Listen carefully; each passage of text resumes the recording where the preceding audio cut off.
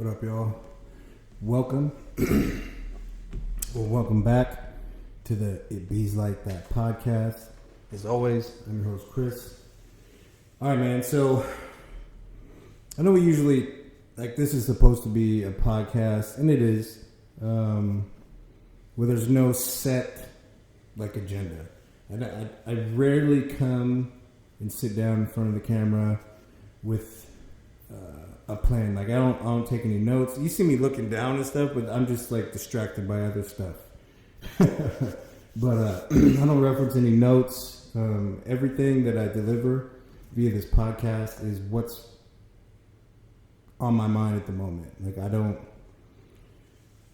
The night before or during cardio, sometimes I'll process thoughts and I'll have just little snippets of, little thumbnails of different ideas that I want to touch on. But if I were to sit down with a piece of paper or a content itinerary, I've tried it before, and watching it back, it just felt incredibly forced and not at all in the tone of voice that I feel suits the podcast best. So, I don't do that. But today, I have on my mind something that I feel like is really important because it's important to remind myself of. And this is experience, strength, and hope for life, right? And growing and healing that I like to share with other people, right? Because it's added so much value to my life. But it's something that I see happen often. And I find myself needing to set boundaries repeatedly, primarily with people who are new into my life. That doesn't happen very often, but I've recently started a new, pathway in my career in services is a good way to put it. So I've met a lot of new people, and we're all getting to know each other for the first time, and these are boundaries that I'll have to set. Not that I'm dealing with inherently inept people or negligent people. We just don't know each other, right? So, and this isn't an episode based on that, but just as an example, right? So, something, like I said, that is very, very important in my life. And I feel like if more people recognize this in their own life, they'd be able to set these pretty important boundaries, healthy boundaries, and might see the relationships benefit from it, right? So, what am I talking about? Enough is enough already. Y'all, as I've shared on this podcast and on my Maji YouTube channel, y'all, I have been through the ringer in my life. When we're talking about trauma, I've been through it all. I was a human punching bag when I was a kid. I had the quintessential evil stepmom, right? She was all the things. It was weird because she dated my dad, but she said racist shit to me. And she whipped my ass on a regular basis. I was her punching bag. Sexual abuse, neglect, abandonment, food insecurity, housing instability, all of it, man. I went through it all, right? And for a really long time in my life, I would say, most of my life, if I'm being perfectly honest, I allowed other people to dictate for me the power and influence that these experiences had on my life, right? And how could I not, especially as a young kid? I don't know if these people are, if their information is misguided, if, their statements are full of animus that while very well disguised as compassion and kindness, has the ultimate goal of misleading me into all these miscues in life and society, right? Who knows? I didn't, is the point. When I got to a point where I was it sucks because it sucks and it's good, right? Because at the same time, at once, I realized, yo, like this is all my shit now. This is literally all my stuff. None of my abusers are here, and I've covered this before. None of my abusers are here fighting my addictions. None of my abusers are here in this relationship. Like, yeah, those experiences have informed my decisions to this point. But listen, this is all my shit now. No, I'm not good with that. I'm not good with. I guess it just be like that. I guess people who are abused just make choices like that. Who said it got to be like that? That's ridiculous. Why can't I be a new creation? How do I start that? Where do I start that? What's the first step? Well, the first step is I'm going to wake up and choose to be victorious. I'm not going to let people dictate to me how I navigate this world, how I process these experiences that I've gone through, how long I should hold on to this stuff, who I should hold accountable. Do I hold the world accountable for being racist and proportionally the people who look like me more often than not go through experiences like this? No, I'm not about to do all that. I did. I tried it on. And listen, I tried it on. And you know, for a very brief period of time, it felt, I won't say it felt right. It just felt like there was a release of something, right? And I think that processing that kind of stuff, because elements of that stuff are right and they're true and they're real in my life, right? And they have been in my life. Racism and oppression have been real in my life. But listen, I wake up and say, damn all that. My life proves it. I wake up and I say, damn all that. Like, what is so remarkable about me? Nothing, y'all. I'm like the same as everybody else. I made horrible choices for a lot of my life, for most of my life, and I let the world around me, people who I thought had, like, and this is the crazy part about life, is we're all a little bit screwed up. Some of us are just better at masking how screwed up we are. But going for very large portions of my life, letting the opinions and feelings of others guide my, like, where I would limit myself, literally. When I come on this platform, when I talk to people in general in life, sometimes they look at me like I'm crazy because they expect me to say or just like display this anger and this like visceral just like reaction to the world, and it's supposed to just be seething with all these fuming large emotions that I can barely contain because I need to just smite the racist systems of the world. Listen, if that's your goal in life, cool. You might make a big impact, or you might not. You might not. It was Damian Marley who said, and this is something that people who, and y'all know who I'm talking about, the people who spout off the most about racism probably haven't really experienced a lot of it. They read about it, they get trained on it in academics, but they really don't have like that teeth in the substance of it, to where racism just like bites at your living soul. They never really will ever get a chance to experience that, mostly due to having the wrong paint job. But it was Damian Marley that said, listen, I've been a fighter my whole life. When do I get to win? When do I get to be victorious? When I heard that, I was like, this guy. Why couldn't I have heard this 15 years earlier? Oh man, at least for me, I think that the battle has been a journey to that realization, to that breakthrough. Oh man, there'll be plenty of fights to pick and battles to march through and obstacles to overcome. So when I have these bits of reprieve, when I get to sit in victory, when I get to bask in winning, I'm gonna do it, and I'm gonna do it unabashedly loud and proud and without regret, because I've earned it, right? I'm a powerful being.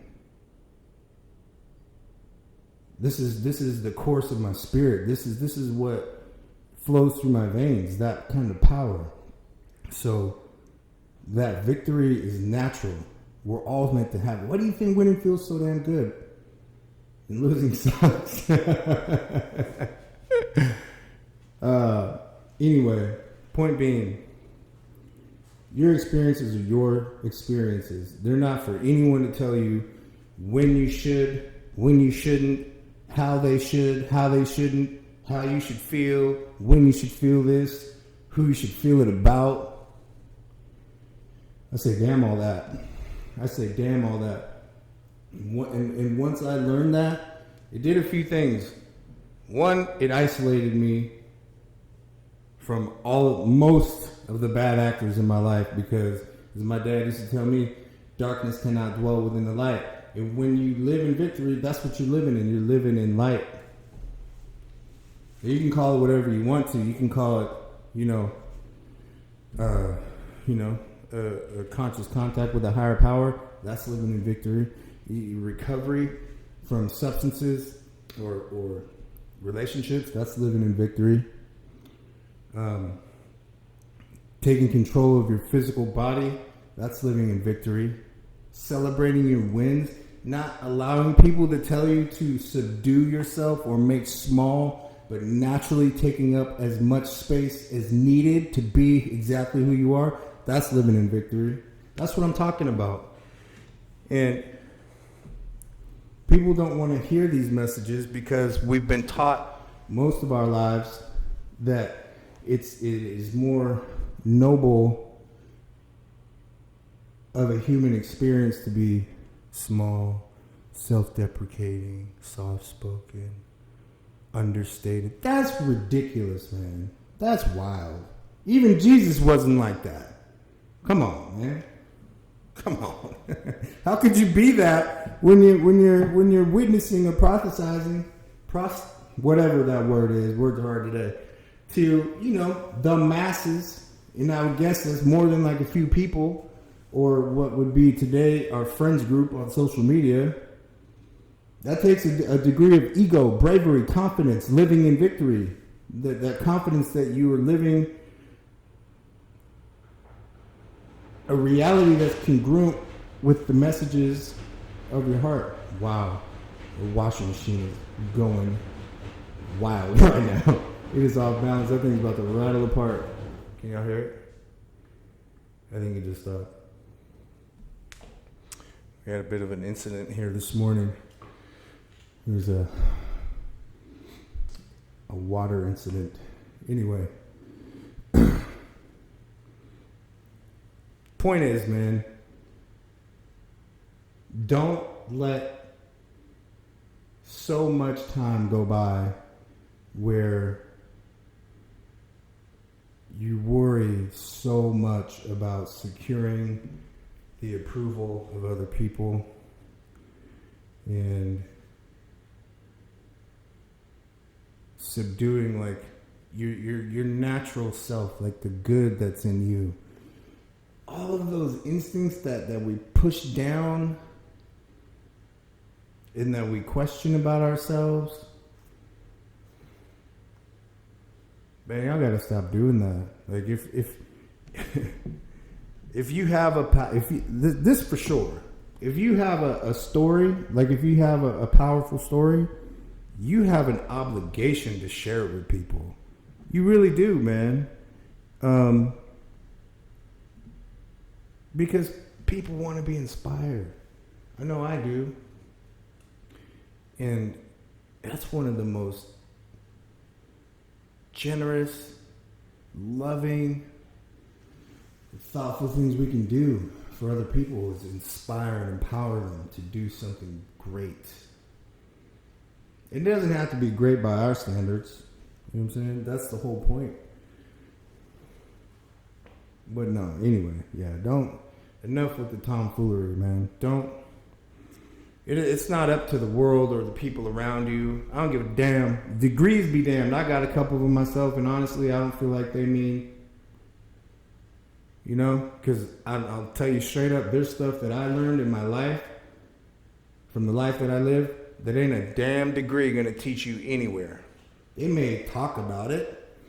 The experiences, some of the more ugly things that I've been through, you can't get that at a 4-year university or any master's program. There aren't any initials that can go behind your name that get you that. This is on Facebook on your bio when people say School of Hard Knocks. I mean, it's kind of cute and funny, but there's just stuff you can't teach. I don't give a damn how long you've been in school. What title you got. There's just stuff that I've been through that I know that you won't never know. And there's a distinct and defined power in that. And anyone who knows me knows that I'm a great person. Like, I'm a really, really good person, man.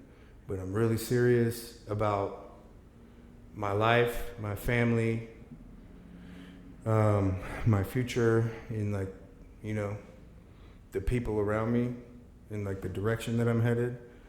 I mean, I'm serious about a few other things too, but man, if you know me, you know that I encourage everybody that I meet to celebrate themselves, be proud, and never make themselves small. Because if people can't handle that, like the bigger version of you, people can't handle it, cool. Because, good. Because the people that can, those are the people that you really want around. Those are God's people. Those are your people. Keep them close. People who aren't threatened by you. People who aren't... It's weird. Jealousy is a weird thing, right? It's not something that I go through a lot. And I really haven't many times in my life. But I see it in other people, and it's... I feel a lot of things when I see that in other people. I feel disappointed. I feel embarrassed for them because I know that, these emotions are powerful for a lot of people, and they make them behave in ways that they otherwise wouldn't. But a brilliant remedy for jealousy and insecurity? Victory. Yep. Living in victory. Now, one last thing, I'm going to let y'all go. One of the ways that I began this process, this journey into living into victory, not my victory, because victory is for everybody. We all have our wins, but victory is something that's available to everybody. It's real, it's tangible, it's not imagined. And it, there's a price to pay, but it's not a monetary, set price. But taking control of my body. Listen, this is what I want to say about that. You got to take control of your body. And as far as coaching goes, look, men, women, all the same. I love everybody. And I want to, if you can't manage to do this one thing that I'm about to share with you, if you can't manage to do this one thing that I'm about to share with you, we're probably not going to be able to have a lot of success working in one-on-one capacity. If you can't hit this teeny, incy-wincy goal, just hit your protein goal every day. If you can't manage to do that, we don't have a lot to work with. There are a lot of other places that you can go. Because you and I aren't probably going to get along very well. Because you gotta be able to eat, right? And that should be the first thing. Eat that protein.